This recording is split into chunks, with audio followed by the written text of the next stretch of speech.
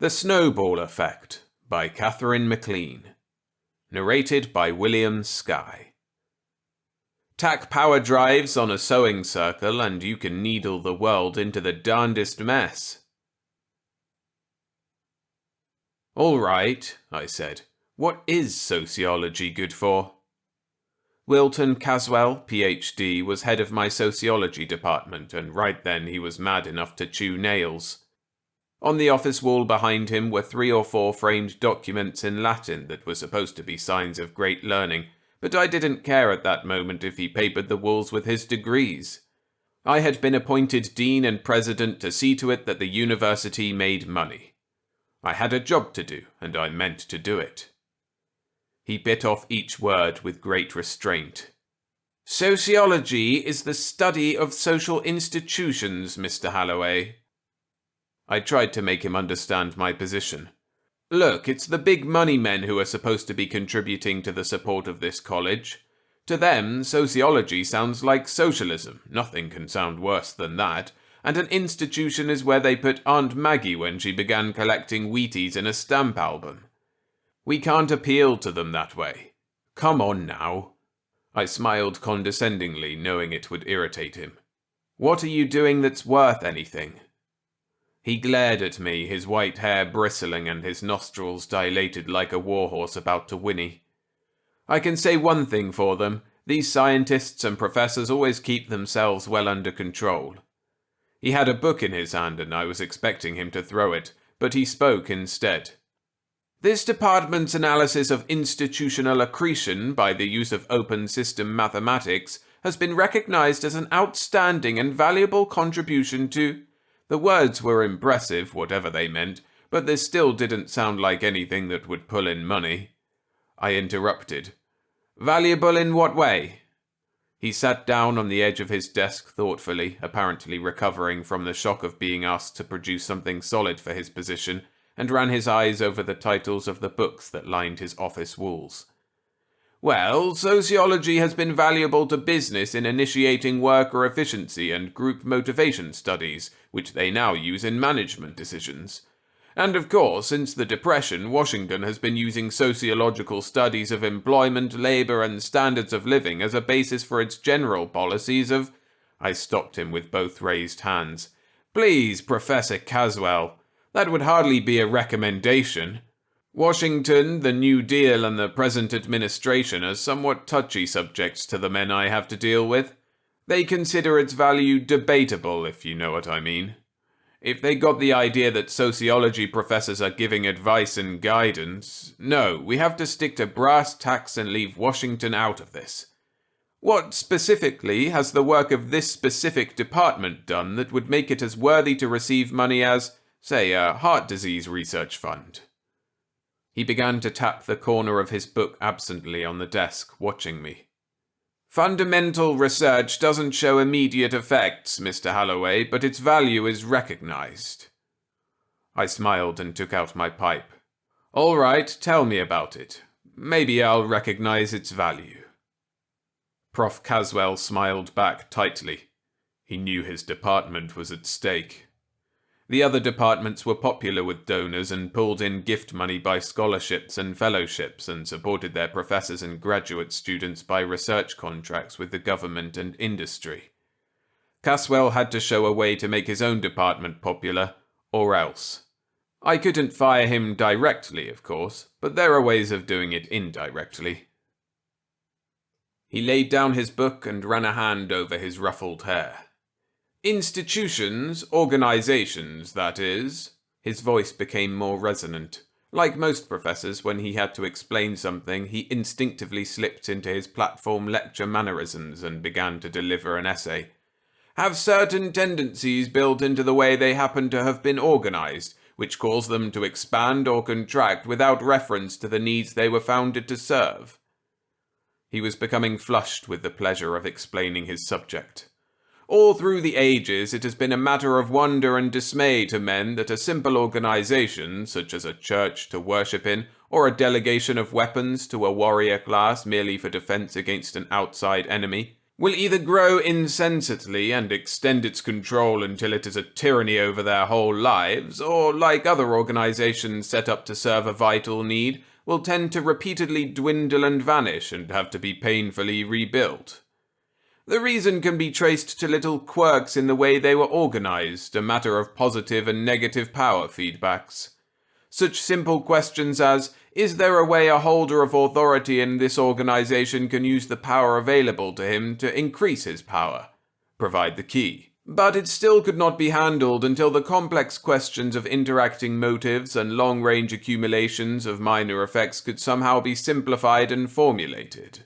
In working on the problem, I found that the mathematics of open system, as introduced to biology by Ludwig von Bertalanffy and George Kreischer, could be used as a base that would enable me to develop a specifically social mathematics, expressing the human factors of intermeshing authority and motives in simple formulas.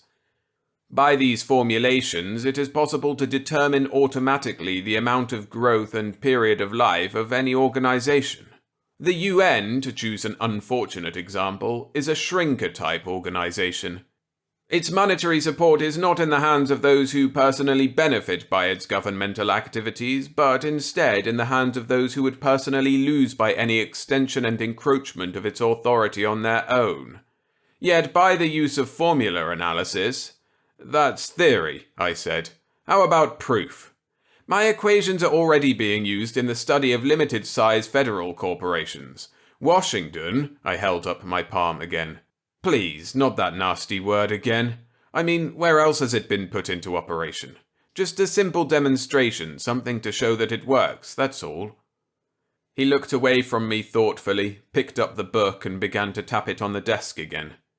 It had some unreadable title and his name on it in gold letters. I got the distinct impression again that he was repressing an urge to hit me with it. He spoke quietly.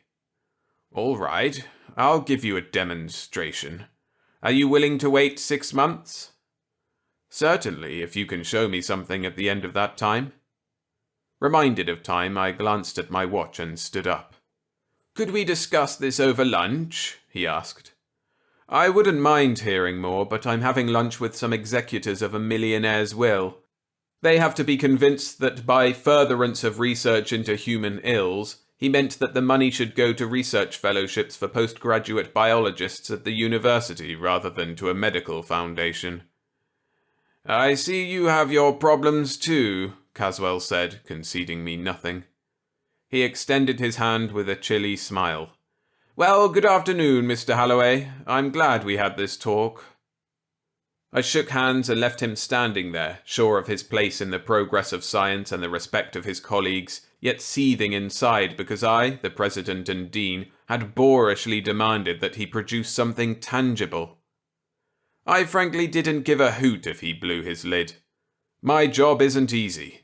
For a crumb of favourable publicity and respect in the newspapers and an annual ceremony in a silly costume, I spend the rest of the year going hat in hand, asking politely for money at everyone's door like a well-dressed panhandler, and trying to manage the university on the dribble I get.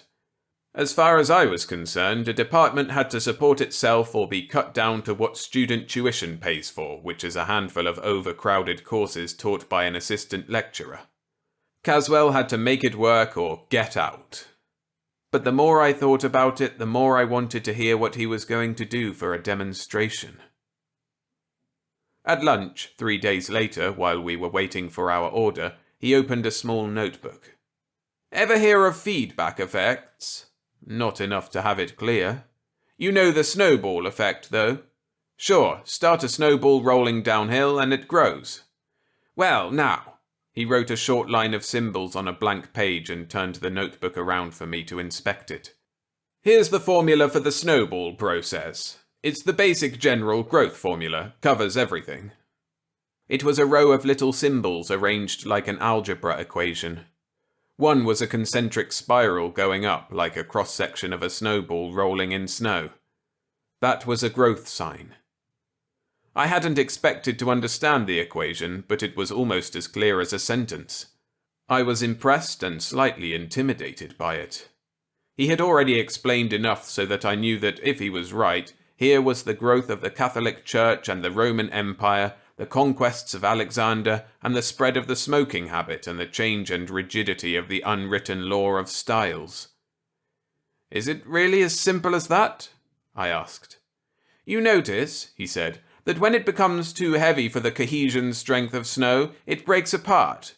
Now, in human terms..." The chops and mashed potatoes and peas arrived. "Go on," I urged. He was deep in the symbology of human motives and the equations of human behavior in groups. After running through a few different types of grower and shrinker type organizations, we came back to the Snowball and decided to run the test by making something grow. "You add the motives," he said, "and the equation will translate them into organization. How about a good selfish reason for the ins to drag others into the group? Some sort of bounty on new members, a cut of their membership fee?" I suggested uncertainly, feeling slightly foolish. "And maybe a reason why the members would lose if any of them resigned, and some indirect way they could use to force each other to stay in." "The first is the chain letter principle," he nodded. "I've got that. The other..." He put the symbols through some mathematical manipulation so that a special grouping appeared in the middle of the equation. "That's it." Since I seemed to have the right idea, I suggested some more, and he added some and juggled them around in different patterns.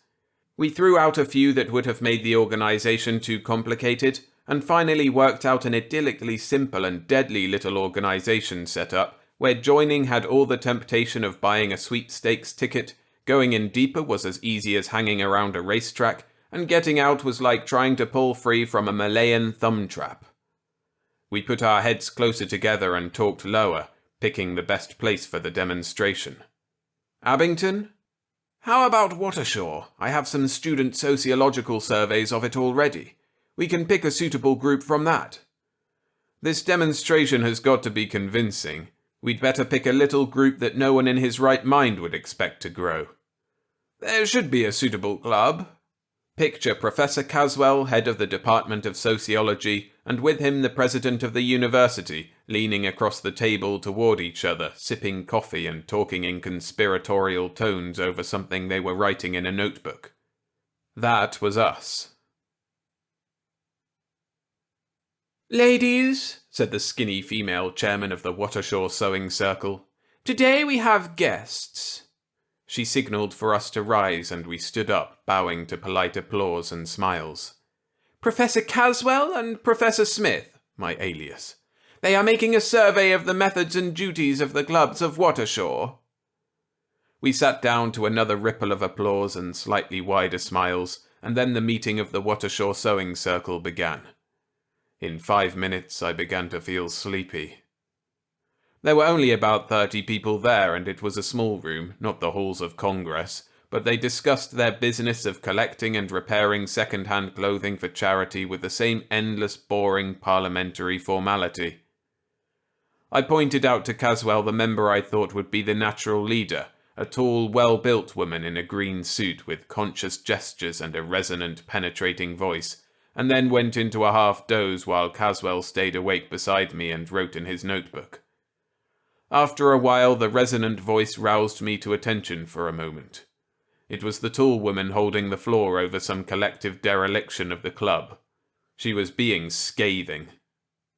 I nudged Caswell and murmured, "Did you fix it so that a shover has a better chance of getting into office than a non-shover?" "I think there's a way they could find for it," Caswell whispered back and went to work on his equation again. "Yes, several ways to bias the elections." "Good. Point them out tactfully to the one you select. Not as if she'd use such methods, but just as an example of the reason why only she can be trusted with initiating the change. Just mention all the personal advantages an unscrupulous person could have." He nodded, keeping a straight and sober face, as if we were exchanging admiring remarks about the techniques of clothes repairing, instead of conspiring. After the meeting, Caswell drew the tall woman in the green suit aside and spoke to her confidentially, showing her the diagram of organization we had drawn up. I saw the responsive glitter in the woman's eyes and knew she was hooked. We left the diagram of organisation and our typed copy of the new bylaws with her, and went off soberly, as befitted two social science experimenters. We didn't start laughing until our car passed the town limits and began the climb for University Heights. If Caswell's equations meant anything at all, we had given that sewing circle more growth drives than the Roman Empire. 4 months later, I had time out from a very busy schedule to wonder how the test was coming along. Passing Caswell's office, I put my head in. He looked up from a student research paper he was correcting. "Caswell, about that sewing club business. I'm beginning to feel the suspense. Could I get an advance report on how it's coming?" "I'm not following it. We're supposed to let it run the full 6 months." "But I'm curious. Could I get in touch with that woman? What's her name?" "Searles. Mrs. George Searles." "Would that change the results?" "Not in the slightest. If you want to graph the membership rise, it should be going up in a log curve, probably doubling every so often." I grinned. "If it's not rising, you're fired." He grinned back. "If it's not rising, you won't have to fire me. I'll burn my books and shoot myself." I returned to my office and put in a call to Watershaw. While I was waiting for the phone to be answered, I took a piece of graph paper and ruled it off into 6 sections, one for each month. After the phone had rung in the distance for a long time, a servant answered with a bored drawl. "Mrs. Searles' residence?" I picked up a red-gummed star and licked it. "Mrs. Searles, please." "She's not in just now. Could I take a message?" I placed the star at the 30 line in the beginning of the first section. 30 members they'd started with. "No thanks. Could you tell me when she'll be back?" "Not until dinner. She's at the meeting." "The sewing club?" I asked. "No, sir, not that thing. There isn't a sewing club anymore, not for a long time. She's at the civic welfare meeting." Somehow I hadn't expected anything like that. "Thank you," I said and hung up, and after a moment noticed I was holding a box of red-gummed stars in my hand. I closed it and put it down on top of the graph of membership in the sewing circle.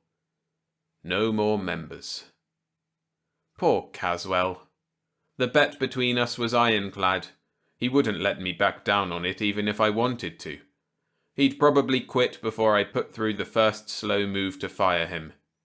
His professional pride would be shattered, sunk without a trace. I remembered what he said about shooting himself. It had seemed funny to both of us at the time, but what a mess that would make for the university. I had to talk to Mrs. Searles. Perhaps there was some outside reason why the club had disbanded. Perhaps it had not just died. I called back. "This is Professor Smith," I said, giving the alias I had used before. "I called a few minutes ago. When did you say Mrs. Searles will return?" "About 6:30 or 7 o'clock. 5 hours to wait. And what if Caswell asked me what I had found out in the meantime? I didn't want to tell him anything until I had talked it over with that woman Searles first. "Where is this civic welfare meeting?" She told me. 5 minutes later, I was in my car heading for Watershaw, driving considerably faster than my usual speed and keeping a careful watch for highway patrol cars as the speedometer climbed. The town meeting hall and theatre was a big place, probably with lots of small rooms for different clubs. I went in through the centre door and found myself in the huge central hall where some sort of rally was being held. A political type rally, you know, cheers and chants with bunting already down on the floor, people holding banners and plenty of enthusiasm and excitement in the air. Someone was making a speech up on the platform. Most of the people there were women. I wondered how the Civic Welfare League could dare hold its meeting at the same time as a political rally that could pull its members away. The group with Mrs. Searles was probably holding a shrunken and almost memberless meeting somewhere in an upper room. There probably was a side door that would lead upstairs. While I glanced around, a pretty girl usher put a printed bulletin in my hand, whispering, "Here's one of the new copies." As I attempted to hand it back, she retreated. "Oh, you can keep it. It's the new one. Everyone's supposed to have it. We've just printed up 6,000 copies to make sure there'll be enough to last." The tall woman on the platform had been making a driving, forceful speech about some plans for rebuilding Watershore's slum section. It began to penetrate my mind dimly as I glanced down at the bulletin in my hands. Civic Welfare League of Watershore, the united organization of church and secular charities. That's what it said. Below began the rules of membership. I looked up. The speaker, with a clear, determined voice and conscious, forceful gestures, had entered the home stretch of her speech and appealed to the civic pride of all citizens of Watershore. With a bright and glorious future, potentially without poor and without uncared for ill, potentially with no ugliness, no vistas which are not beautiful, the best people in the planned town in the country, the jewel of the United States. She paused and then leaned forward intensely, striking her clenched hand on the speaker's stand with each word for emphasis. All we need is more members. Now get out there and recruit. I finally recognized Mrs. Searles as an answering sudden blast of sound half-deafened me.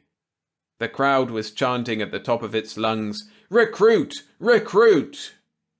Mrs. Searles stood still at the speaker's table, and behind her, seated in a row of chairs, was a group that was probably the board of directors. It was mostly women, and the women began to look vaguely familiar, as if they could be members of the sewing circle. I put my lips close to the ear of the pretty usher while I turned over the stiff printed bulletin on a hunch. How long has the League been organized? On the back of the bulletin was a constitution. She was cheering with the crowd, her eyes sparkling. "I don't know," she answered between cheers. "I only joined 2 days ago. Isn't it wonderful?" I went into the quiet outer air and got into my car with my skin prickling. Even as I drove away, I could hear them. They were singing some kind of organization song with the tune of Marching Through Georgia. Even at the single glance I had given it, the Constitution looked exactly like the one we had given the Watershore Sewing Circle. All I told Caswell when I got back was that the Sewing Circle had changed its name and the membership seemed to be rising. Next day, after calling Mrs. Searles, I placed some red stars on my graph for the first 3 months. They made a nice curve, rising more steeply as it reached the 4th month. They had picked up their first increase in membership simply by amalgamating with all the other types of charity organizations in Watershore, changing the club name with each fusion but keeping the same constitution, the constitution with the bright promise of advantages as long as there were always new members being brought in. By the 5th month, the League had added a mutual babysitting service and had induced the local school board to add a nursery school to the town service, so as to free more women for League activity. But charity must have been completely organised by then, and expansion had to be in other directions. Some real estate agents evidently had been drawn into the whirlpool early, along with their ideas. The slum improvement plans began to blossom and take on a tinge of real estate planning later in the month. The first day of the 6th month, a big 2-page spread appeared in the local paper of a mass meeting which had approved a full-fledged scheme for slum clearance of Watershore's Shack Town section, plus plans for rehousing, civic building and rezoning. And good prospects for attracting some new industries to the town, industries which had already been contacted and seemed interested by the privileges offered. And with all this, an arrangement for securing and distributing to the club members alone most of the profit that would come to the town in the form of a rise in the price of building sites and a boom in the building industry. The profit distributing arrangement was the same one that had been built into the organization plan for the distribution of the small profits of membership fees and honorary promotions. It was becoming an openly profitable business. Membership was rising more rapidly now. By the 2nd week of the 6th month, news appeared in the local paper that the club had filed an application to incorporate itself as the Watershore Mutual Trade and Civic Development Corporation, and all the local real estate promoters had finished joining en masse. The mutual trade part sounded to me as if the Chamber of Commerce was on the point of being pulled in with them, ideas, ambitions, and all. I chuckled while reading the next page of the paper, on which a local politician was reported as having addressed the club with a long, flowery oration on their enterprise, charity, and civic spirit. He had been made an honorary member. If he allowed himself to be made a full member with its contractual obligations and its lures, if the politicians went into this too. I laughed, filing the newspaper with the other documents on the Watershaw test. These proofs would fascinate any businessman with the sense to see where his bread was buttered. A businessman is constantly dealing with organizations, including his own, and finding them either inert, cantankerous, or both. Caswell's formula could be a handle to grasp them with. Gratitude alone would bring money into the university in carload lots. The end of the 6th month came. The test was over, and the end reports were spectacular. Caswell's formulas were proven to the hilt. After reading the last newspaper reports, I called him up. "Perfect, Wilt, perfect! I can use this Watershaw thing to get you so many fellowships and scholarships and grants for your department that you'll think it's snowing money." He answered somewhat disinterestedly. "I've been busy working with students on their research papers and marking tests, not following the Watershaw business at all, I'm afraid. You say the demonstration went well and you're satisfied?" He was definitely putting on a chill. We were friends now, but obviously he was still peeved whenever he was reminded that I had doubted that his theory could work. And he was using its success to rub my nose in the realization that I had been wrong. A man with a string of degrees after his name is just as human as anyone else. I had needled him pretty hard that first time. "I'm satisfied," I acknowledged. "I was wrong. The formulas work beautifully. Come over and see my file of documents on it if you want a boost for your ego. Now let's see the formula for stopping it." He sounded cheerful again. "I didn't complicate that organization with negatives. I wanted it to grow. It falls apart naturally when it stops growing for more than 2 months. It's like the great stock boom before an economic crash. Everyone in it is prosperous as long as the prices just keep going up and new buyers come into the market, but they all knew what would happen if it stopped growing. You remember, we built in as one of the incentives that the members know they are going to lose if membership stops growing. Why, if I tried to stop it now, they'd cut my throat." I remembered the drive and frenzy of the crowd in the one early meeting I had seen. They probably would. "No," he continued, "we'll just let it play out to the end of its tether and die of old age." "When will that be?" "It can't grow past the female population of the town. There are only so many women in Watershaw, and some of them don't like sewing." The graph on the desk before me began to look sinister. Surely Caswell must have made some provision for... "You underestimate their ingenuity," I said into the phone. "Since they wanted to expand, they didn't stick to sewing. They went from general charity to social welfare schemes to something that's pretty close to an incorporated government. The name is now the Watershaw Mutual Trade and Civic Development Corporation, and they're filing an application to change it to Civic Property Pool and Social Dividend, membership contractual, open to all. That social dividend sounds like a technocrat climbed on the bandwagon, eh?" While I spoke, I carefully added another red star to the curve above the 1,000-member level, checking with the newspaper that still lay open on my desk. The curve was definitely some sort of log curve now, growing more rapidly with each increase. "Leaving out practical limitations for a moment, where does the formula say it will stop?" I asked. "When you run out of people to join it. But after all, there are only so many people in Watershaw. It's a pretty small town." "They've opened a branch office in New York," I said carefully into the phone a few weeks later. With my pencil, very carefully, I extended the membership curve from where it was then. After the next doubling, the curve went almost straight up and off the page. Allowing for a lag of contagion from one nation to another, depending on how much their citizens intermingled, I'd give the rest of the world about 12 years. There was a long silence while Caswell probably drew the same graph in his own mind. Then he laughed weakly. Well, you asked me for a demonstration. That was as good an answer as any. We got together and had lunch in a bar, if you can call it lunch. The movement we started will expand by hook or by crook, by seduction or by bribery or by propaganda or by conquest, but it will expand. And maybe a total world government will be a fine thing until it hits the end of its rope in 12 years or so. What happens then, I don't know. But I don't want anyone to pin that on me. From now on, if anyone asks me, I've never heard of What Ashore.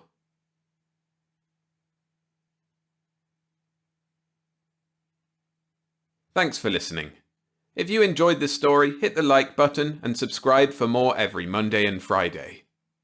If you haven't already, consider signing up to my Patreon, where you can get exclusive novelettes like Omnilingual by H. Beam Piper, as well as early access to full novels I narrate.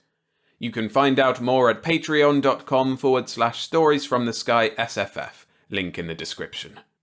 Or for more by Katherine MacLean, I recommend her story Games.